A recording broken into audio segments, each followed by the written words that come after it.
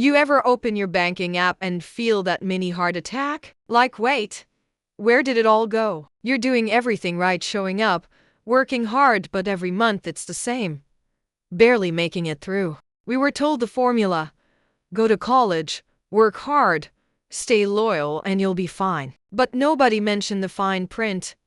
Inflation, student loans, burnout, and a system that rewards survival, not success. Most of us, especially women, were raised to save, not grow, to be careful, not bold. And that's why money always feels like sand slipping through our fingers, no matter how tight we try to hold it. Here's the scary part: if nothing changes, scarcity becomes who you are. Not just your situation, but your story. And that's exactly how the system keeps you small. But one woman decided not anymore. What if I told you the reason you're stuck isn't because you're bad with money, it's because you've been programmed to stay broke? Hey friends, I'm Bella, and welcome to Money Talk channel, Real Talk, Smart Money. Quick note, this video's for education only, no financial advice here.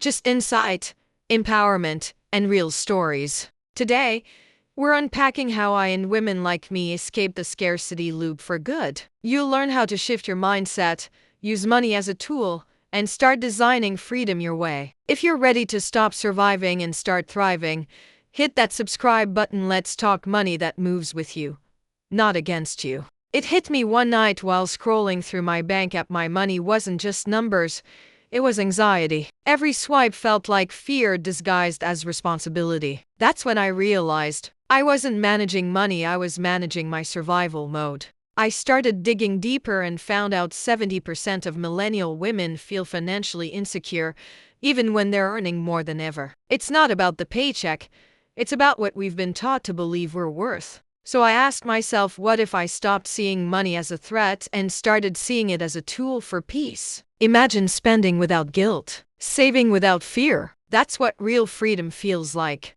Like Oprah said, the greatest discovery is realizing you can change your future just by changing your attitude. Once I named my scarcity mindset, I finally felt in control again, not of money, but of myself. You know how people say money is the root of all evil? Yeah, that belief kept me broke for years. But the truth is, money isn't evil, it's just energy, and it flows where your attention goes. Most of us spent all our mental energy worrying about bills and debt, not learning how money actually works. Imagine if you flipped that. You'd feel lighter, freer, more in control. When I started treating money like energy, not an enemy, everything shifted. I began respecting it, managing it with love, not fear. And suddenly, it started flowing differently. Tony Robbins once said, "Where focus goes, energy flows."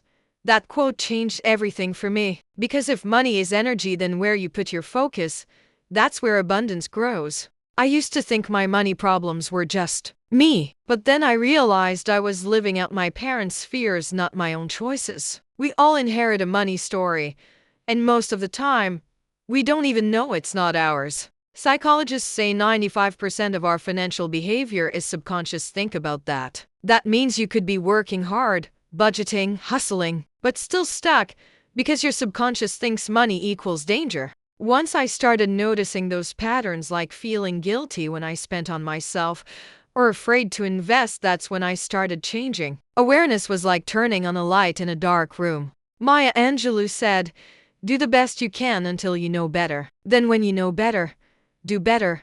That quote changed me, because once you see your money story, you can finally rewrite it. You know what scarcity thinking sounds like? It's that little voice saying, "There's never enough."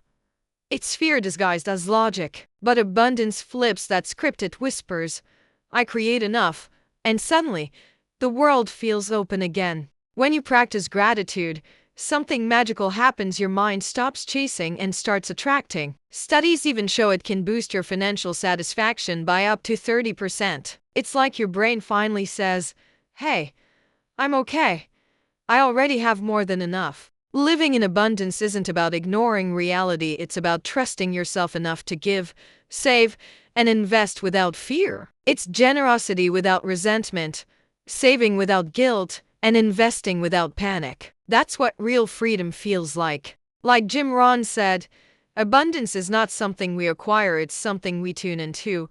The moment you start tuning in, everything around you starts to expand opportunities, peace, and joy. That's the shift that changes everything. Once I stopped fearing money and started understanding it, everything changed. I got clear on what I truly wanted: peace, not pressure. And that's when I started building a plan that actually felt like me. Then I learned the 50-30-20 rule: 50% for needs, 30% for wants, 20% for growth. But I didn't follow it blindly. I customized it for my lifestyle, my goals, my story. I automated my savings and tracked my spending, not to restrict myself but to give myself freedom. Budgeting stopped feeling like punishment and started feeling like peace. Like Warren Buffett said, "Don't save what's left after spending, spend what's left after saving." That quote became my mantra. Because wealth isn't about more, it's about meaning. I used to think once I learned about money mindset, I'd be free forever. But scarcity isn't a one-time fix, it sneaks back when life gets messy. What changed is,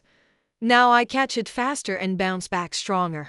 Most people give up their money plans within 3 months, not because they fail, but because they expect perfection. But progress isn't linear. It's a messy, beautiful process. I learned to celebrate small wins instead of chasing flawless routines. There were times I messed up, overspent, forgot to save, doubted myself. But awareness became my superpower. The moment I stopped judging myself, I started learning faster. Brené Brown said it best: you can choose courage or comfort, but not both. For me, choosing courage meant facing my money fears head on. And that's when everything started to change. For so long, I thought freedom meant having more money, more in my account, more in my savings. But one day, I realized freedom isn't about more, it's about enough. It's peace, not panic. When I stopped chasing the idea of more and started defining what enough meant for me, everything changed. I started to see that I already had the power to choose how I lived. Freedom now looks different. It's mornings without panic, choices without fear, and work that actually feels aligned with who I am. It's not about escaping life, it's about creating one that fits. Like Eleanor Roosevelt said, "You must do the thing you think you cannot do." For me, that thing was believing I was already free long before the money came. And that changed everything. So today we talked about how scarcity isn't just about money, it's about mindset. Once you see that, you can never unsee it. You don't have to be born into wealth to live abundantly, you just have to stop believing the lies that keep you small. If this video spoke to you, hit like, subscribe, and share it with someone who's ready to break free. Let's keep this conversation going. Drop your story in the comments below. I love reading your journeys. You've been watching Money Talk channel, Real Talk, Smart Money with Bella. Remember, wealth starts within and it's your time to claim it.